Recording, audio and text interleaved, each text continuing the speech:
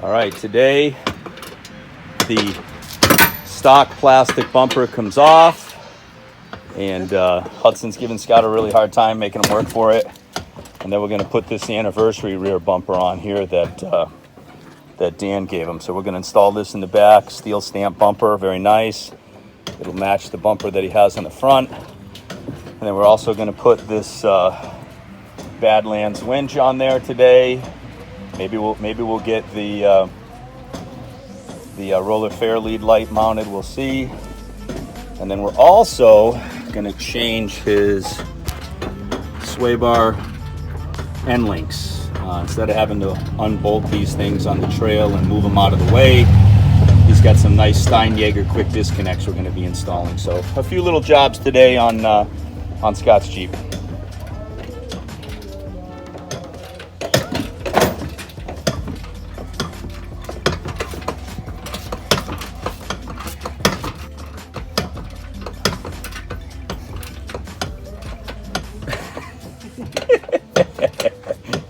He's too much.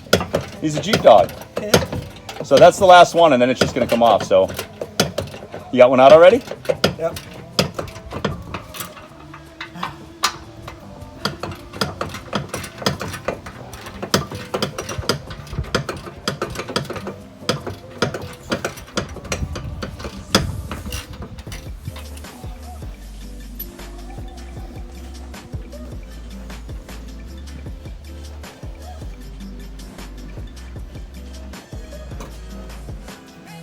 All right, come on back here, and there are two little brackets. You'll have to kind of lift it up and out. Might have to close the tailgate.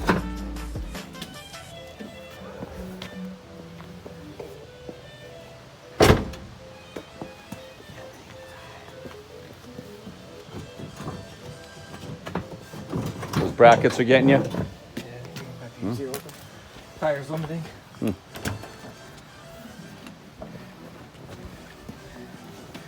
One side.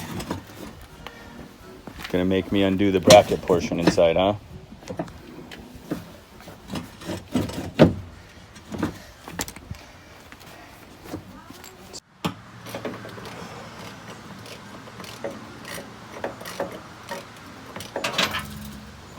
$16mm bolt heads in there. There's these little brackets that curve around the cross member on the frame.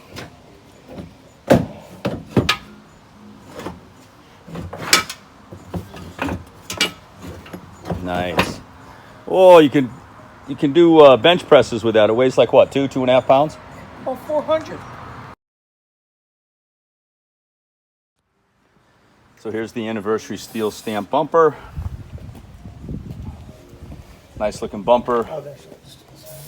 And if you want, I think Maxxis, the company Maxxis, sells the tire carrier for this that can be mounted in there. So you wouldn't even have to change this bumper. You could just buy the tire carrier.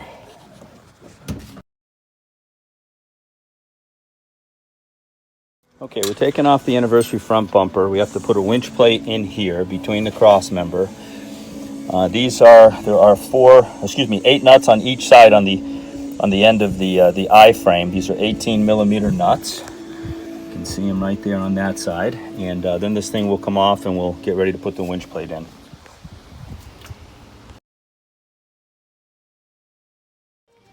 Okay, this is the rock hard 4x4 winch plate I bought some years ago for my other Jeep, and it has flag nuts that go inside the frame on each side in the back. This would be towards the back of the Jeep. Here's the front side, and then the idea is the long bolts that come attached to the hard rock anniversary bumper go through here.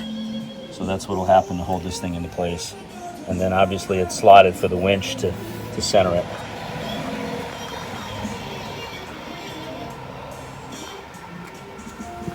Those flag nuts drop in here. The bolts will go through right here on that side and right there on that side. And once again, the flags go in there. And if you didn't, you always have to remove the vacuum booster pump, which we relocated some time ago, maybe even a year ago. We just moved it out of the way, and then we used a stainless steel tie wrap, held this thing beautifully right there out of the way. See how the flag goes in and it'll catch when you tighten it up. Opposite on this side. And then we're just putting some bolts through there as a guide so that we can get it lined up for the bumper. Nice.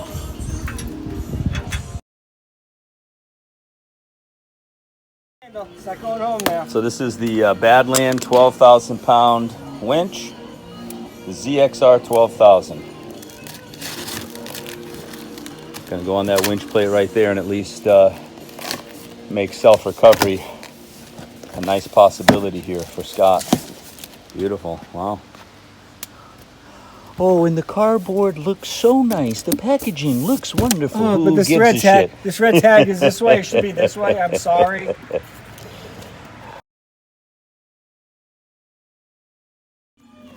Okay, good direction so far with this winch. We put some Noah locks on the connectors. They're clearly color coded. The ground that goes to the battery goes underneath the actual motor, and then the top 3 connections that go up to the solenoid box / circuit breaker are all color coded nicely. So we'll tighten these up and then put the boots over the connectors, and we'll get ready to drop the winch on the winch plate. One thing we need to locate are the bolts that go through the winch plate into the bottom of the winch. Okay.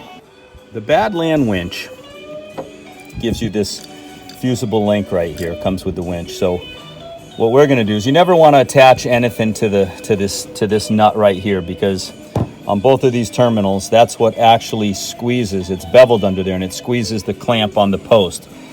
So Jeep gives you 3 terminals to mount accessories on over here, and only 1 here, and he's missing a nut unfortunately, but I might have one. So the plan would be to put that like that. We're going to take this wire, move it over to that last stud, and that'll free this up to mount the fusible link right here. And then right here is where the plus, the red cable, will attach to. And then of course this is ground over here.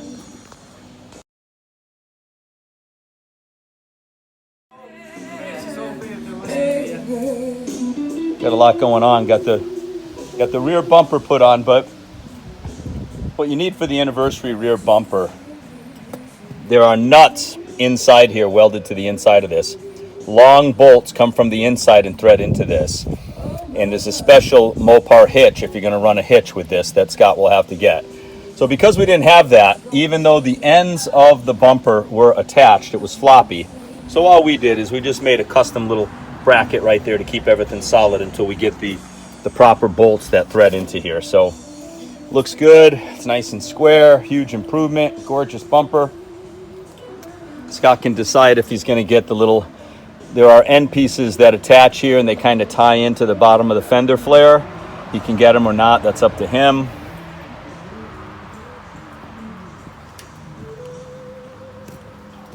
Obviously we need to remove this plastic insert right here and start doing some prep work for the cable to go through into the roller hip fair lead. Looking good. Coming along nice.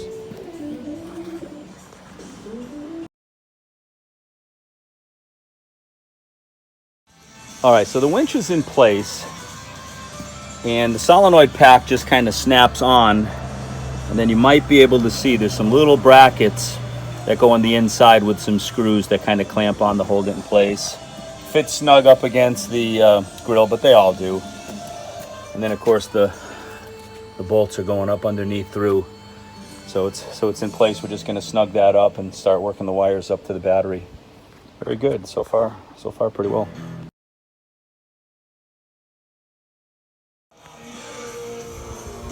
All right, the bolts are secured that go up through the bottom. Solenoid pack secured. It's wired. Now we just got to fish the plus and minus up behind the grill, up into the engine compartment over to the battery, and then we can start working on putting the bumper on and running it through the opening through the roller fair lead. So we're doing well. Okay, so the wires go behind the grill nicely.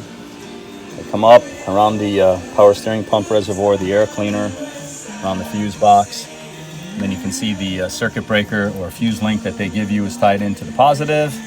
And then the negative goes right there. We use some no locks on the connections to stop any corrosion, help with conductivity. So very nice. And then Scott is snaking a wire for future that will come down here behind the winch for a light that will mount over the roller fair lead. So far so good. We'll be testing this thing soon.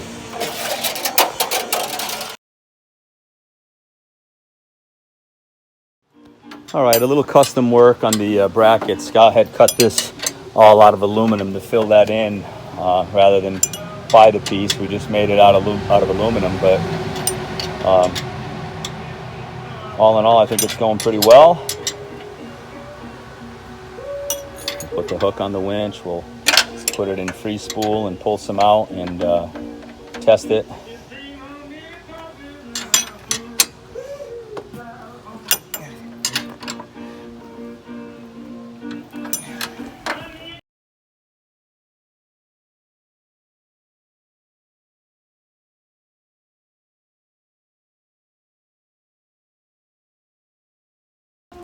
All right, we got the roller fair lead on. He knows he's got to get the license plate bracket, but for now we're just rigging something up with some tie wraps to hold the license plate on.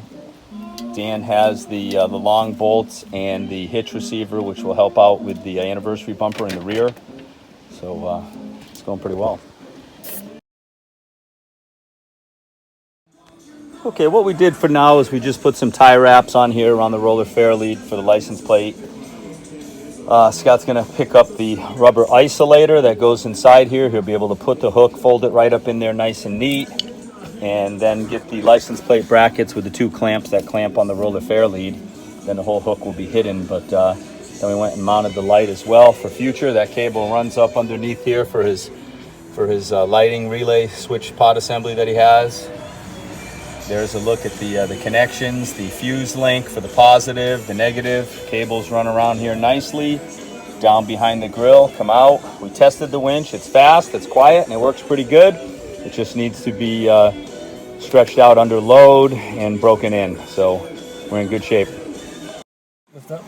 Okay, so what we're looking at are the Steinjager quick disconnects, sway bar end link. So Scott will demonstrate the spring tension. You just lift up on it and it pops right off, and then you can take it. Comes with a little bungee wrap to wrap it up on the sway bar. So you just do both sides like that, and you just put the spring tension. It goes right back on the stud. You just pull that up and line it up, and then it drops back down on it just like that. Beautiful. Really, really nice. And there's a shot of the other one there. So now he'll be able to disconnect the sway bar really in seconds. Great mod.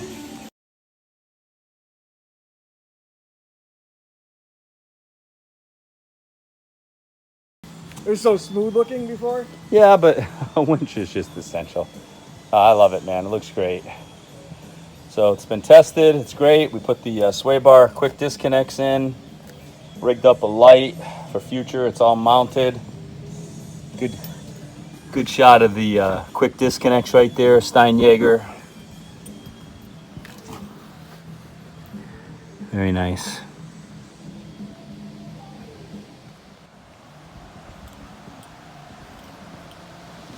Anniversary rear bumper.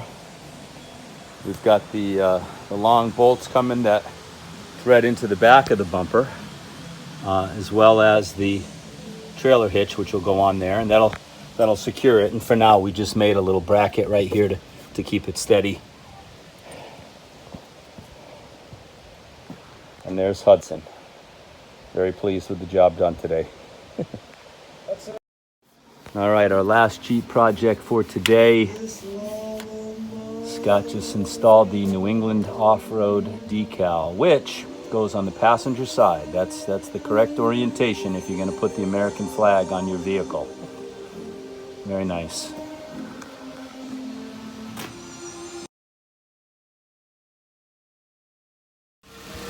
All right. Another successful day working on Scott's Jeep. Look at that winch. Phenomenal. Now he can have some nice recovery.